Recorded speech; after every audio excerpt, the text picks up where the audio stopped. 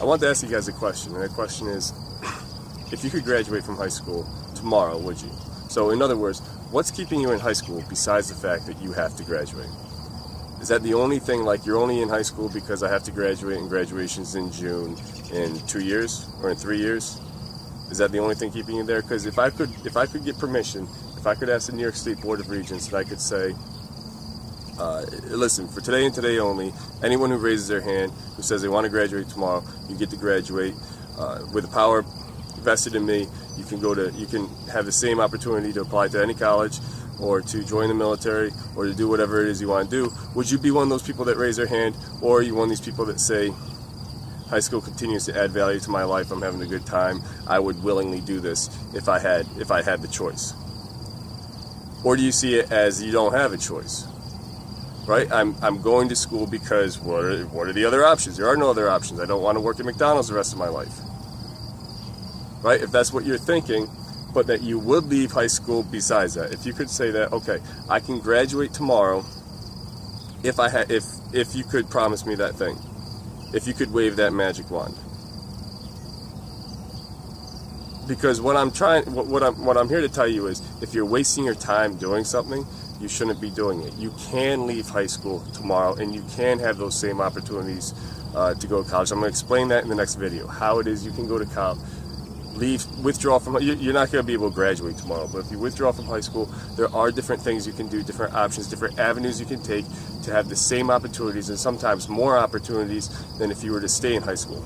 I'm going to discuss that in detail in the next video, but I want to maybe suggest to you why, if you're unhappy in high school, or if you're unhappy with the work you're doing, why that is.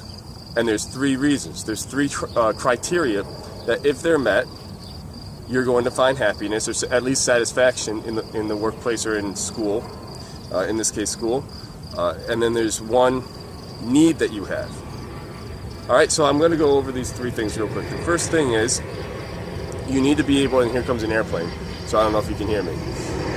I'm louder than any old airplane. The first thing you need to be able to do is to come to the work willingly. And when I say come to the work willingly, it doesn't necessarily mean that you enjoy sweeping the floor. It means that you looked at the floor and you saw it was dirty and it's your floor and you want it clean. Right? If you run a business, I'm not suggesting that you necessarily enjoy doing your taxes, but you see that you have taxes that need to be done, you accept that this is a part of owning your business and you do it. You come to it willingly. Oftentimes they are things that you would enjoy doing. But either way, you come to it with some sort of with consent, right? Mutual consent between you and whoever you're doing the work for. All right. If the work is not consensual, that's the first criteria that needs to be met for you to find satisfaction in your work. Think through that for a second. What do you do at school that's consensual? What kind of work do you complete that is done on the premise of mutual consent? Right? I don't have to answer that question for you. You can pause the video and answer. Right? If we're consenting to do this, you can pause the video and write down your answer. Otherwise, just think about it. The second criteria that needs to be met, besides coming to work willingly, is that you need to be able to express yourself in the work. Right? To express yourself, if you want to use the word creatively, but in some way, a part of you needs to be able to be expressed in this thing.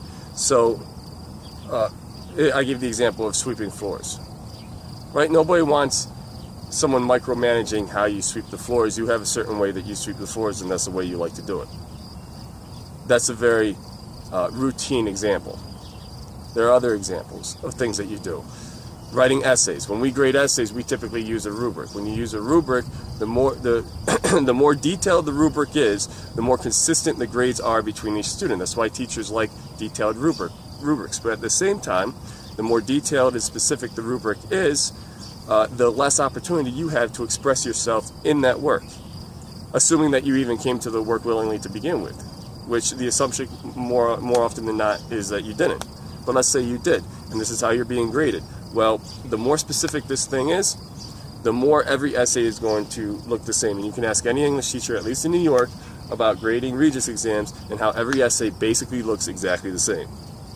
Right? Because there's very little opportunity, and I love it when students do seize the opportunity to express themselves in that kind of even in that kind of work. But oftentimes they don't, because there's a perception, and probably the reality, that there is very little opportunity for that to happen. All right, so those are two things. The third thing is you have to be able to understand the purpose of what you're doing. And the purpose doesn't always have to be, when are we going to use this, in the sense of learning how to change the oil in your car, which I think is a valuable skill to have, but not everything, learning how to do a dance doesn't serve the same like external purpose, or it doesn't have the same practicality as learning to change the oil in your car, but it's still a valuable experience, and there's still a purpose to it. What's the purpose? You're expressing your emotions in some way. You're creating art. You're creating something aesthetic that other people would like to look at.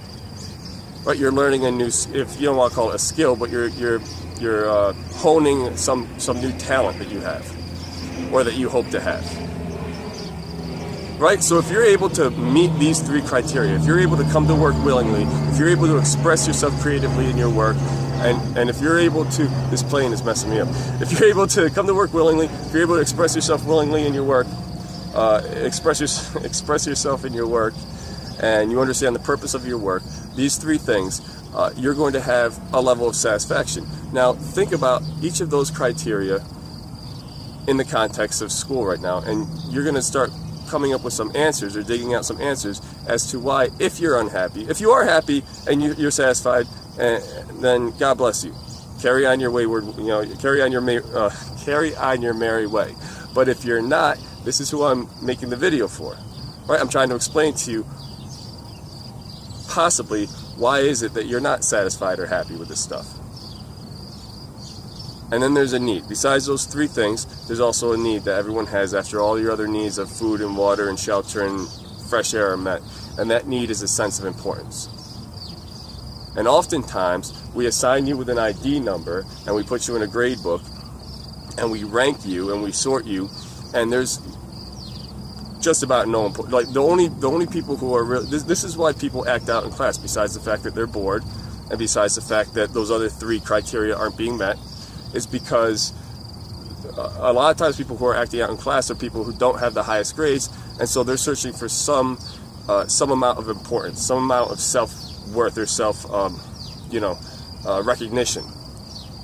Because all of us want to be important. People donate millions of dollars just to have their name on a library, or their name on some kind of a, where was I yesterday? Inside the YMCA. A family's name is in this big letters across the pool. I'm assuming because they gave a ton of money, right? Because that's there's a bug on the camera.